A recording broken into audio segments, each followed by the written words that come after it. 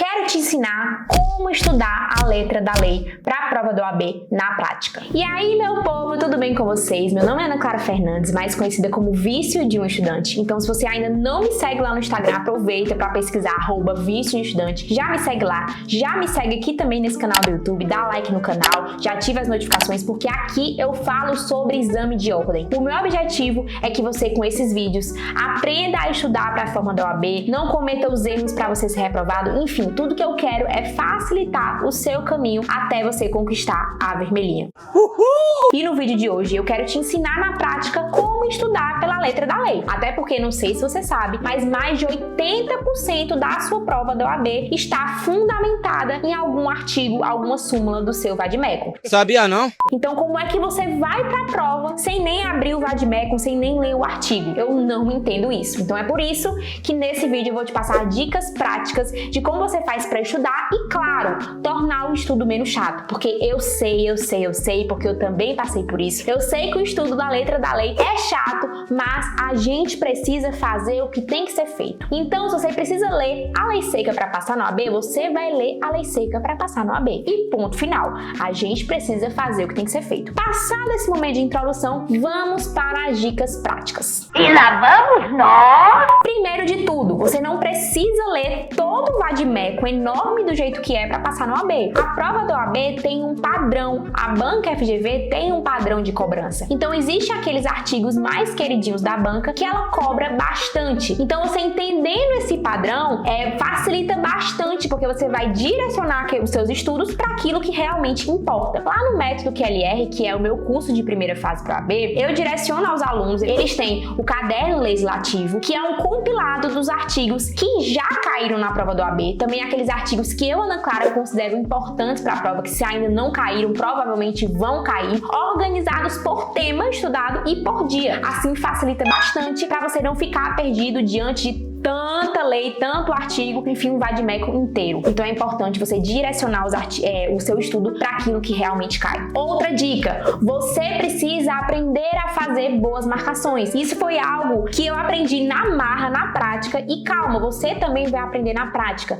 Ufa! Mas você precisa entender o seguinte, quando eu estudava, na faculdade mesmo, na época da faculdade, na época que eu estudava para concurso, quando eu abri meu vade-mecum, ele era um carnaval. Ave Maria, era difícil achar alguma coisa que não estava marcado, porque tudo eu achava importante. Tudo isso? Tudo. Era várias cores de marca-texto, era várias canetas, várias setas, vários post-its, era tudo junto e misturado. Só que aí eu comecei a pensar, bom, se tudo tá marcado, você concorda que nada vai ser importante? Sim. Porque o objetivo da marcação é destacar aquilo é importante, aquilo que é importante. E se eu tô destacando tudo, nada é importante. Tudo é importante. E aí, qual foi o objetivo da marcação? Nenhuma, porque tudo vai continuar sendo importante. Então, depois que eu entendi isso, eu passei a usar a premissa de que menos é mais. Menos é mais, menos é mais. Então agora, a partir de agora, eu quero virar uma chavinha na sua mente. Sempre que você olhar, abrir essa vade-mecum, antes de marcar, você vai pensar o seguinte, menos é mais. E você tem que aprender a fazer menos marcações e marcações inteligentes e criteriosas. E Ana, como é que eu vou aprender a fazer isso? Na prática. Mas óbvio, eu trouxe algumas dicas para vocês. Primeiro de tudo, foque em marcar aquelas palavras-chave. Palavras-chave são importantíssimas de você destacar, porque aí você já olha para o artigo e aquela palavra mais importante, aquela frase mais importante já salta nos seus olhos. Então, fazer as marcações dessas palavras-chave facilita muito na hora de você revisar. Outra coisa que vale a pena você marcar são aquelas palavras que adoram ser trocadas nas provas, que o examinador adora fazer a troca dessas palavras na hora da pergunta na prova, para você cair na pegadinha. E Ana, quais são essas palavras? Palavras como nunca, sempre, apenas, só, ou, barra i, não, sem, com, desde que, exceto, salvo quando, salvo como, salvo se, com exceção de. Todas essas palavras e expressões, elas adoram ser objeto de cobrança, porque é só o examinador trocar essa palavra que altera todo o sentido da frase. E é aí que, se você não souber, você acaba errando. Então, destaque sim essas palavras. Outra coisa que vale a pena você destacar são prazos e números. números. É uma coisa fácil do examinador também trocar numa questão e você se confundir com facilidade, até porque isso é bem decoreba. Outra dica também para você fazer marcações inteligentes, conscientes, é você manter um padrão de marcação. Eu quero que você escolha se você vai fazer grifos com marca-texto, se você vai sublinhar com caneta, se você vai circular palavras negativas, quais são as cores que você vai utilizar. É importante que você faça o seu próprio padrão, faça o seu color code, porque assim não fica sempre diferente. Numa página tá de um jeito e na outra página tá de outro. Assim você vai se perder. Então é legal. Todas as palavras negativas você grifa de vermelho, sublinha de vermelho. Todas as palavras, todas as expressões, aquelas salvo quando, nunca, sempre, você grifar de outra cor, grifa de amarelo. Todas aquelas palavras, prazos e números, grifa de rosa. Assim você consegue definir o seu próprio color code e você se acostuma com esse color code. Então, ao longo do tempo, você já vai bater o olho e identificar o que tem naquele artigo de importante, quais são as palavras-chave, qual é aquilo que você precisa decorar, o que é aquilo de maior possibilidade de ser cobrado numa prova. Outra dica que eu fiz durante meus estudos para a OAB, fiz durante meus estudos para concurso, e a Maria é uma dica indispensável, que é o quê? Quando você estiver resolvendo questões do OAB, questões de concurso, enfim, não sei para que você estuda, na hora que você estiver resolvendo a questão, você vai corrigir a questão e identificar os artigos que foram fundamentais para resolver aquela questão. Quando você identificar aquele artigo de alvo de cobrança na prova, você vai no seu Vadmecum e escreve lá, bota um asterisco do lado do artigo e escreve FGV, sei lá, 2018. FGV OAB 32,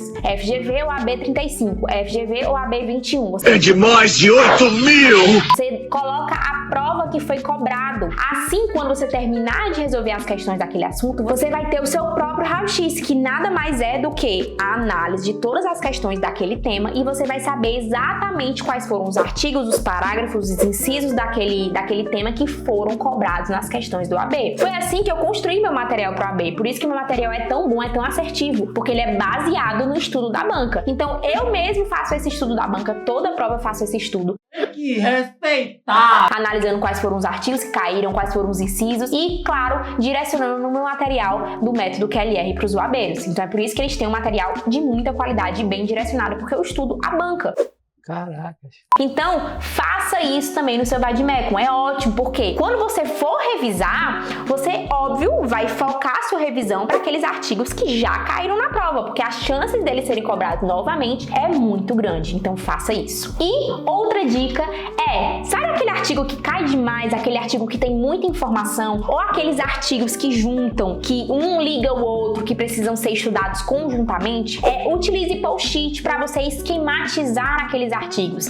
Faça anotações, faça esquemas, tabelas, tudo isso para facilitar e coloque no seu próprio Vadmecum. Assim, quando você também for fazer a leitura da lei seca, você também tem aqueles artigos que são mais complicados, que são cheios de prazo, cheios de exceção, você coloca numa tabela, num post-it só com as exceções. Isso fica muito bom para você revisar e, claro, para você memorizar e fixar o assunto. E por último, mas não menos importante, eu queria dar uma dica de como você estudar a lei seca na prática. Por quê? Eu vejo muita gente lendo artigo por ler, lendo artigo sem direção. Isso não funciona para a prova do OAB. Por quê? É pouco eficiente, você esquece logo depois e muitas vezes você tá lendo só por ler, só para cumprir uma meta e não tá de fato prestando atenção e entendendo o que aquele artigo quer dizer. Então, como é que você faz, Ana? Eu tenho muita dificuldade de interpretar o artigo, eu tenho muita dificuldade de entender o que aquele artigo tá dizendo. Como é que eu faço para entender? Leia a lei seca junto com a resolução de questões e leia a lei seca de acordo com os temas que serão estudados no dia. Então, não adianta ler artigos aleatórios. Leia aqueles artigos do tema que você está estudando naquele dia. Assim você consegue entender a teoria, como também a lei seca. E aquilo vai se encaixando. Como também leia aqueles artigos que foram sendo alvo de cobrança nas suas questões que você está resolvendo. Porque aí você consegue entender como aquela questão cobrou uma letra da lei. E você consegue entender como aquela letra da lei, como aquele artigo foi utilizado em uma questão pela FGV. Assim, a forma mais clara, mais simples de você entender, interpretar um artigo e entender como é que a banca utilizou em uma questão do AB. Então, claro, E isso demanda tempo. Quanto mais você faz isso, quanto mais você responde questões, quanto mais você lê a letra da lei, quanto mais você estuda a teoria, você vai conseguindo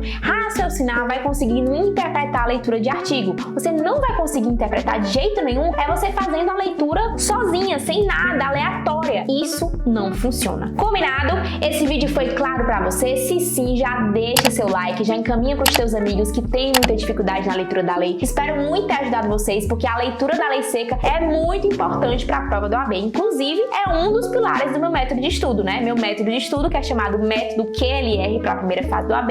O Q é de questões comentadas, o L é de lei seca e o R é de revisão. São os 3 pilares que eu considero essenciais para a sua aprovação do OAB. E claro que a lei seca não poderia ficar de fora. Então, deixa de preguiça, tem que ler a lei seca sim, tem que fazer o que tem que ser feito, porque com isso, pode ter certeza, a sua carteirinha vem.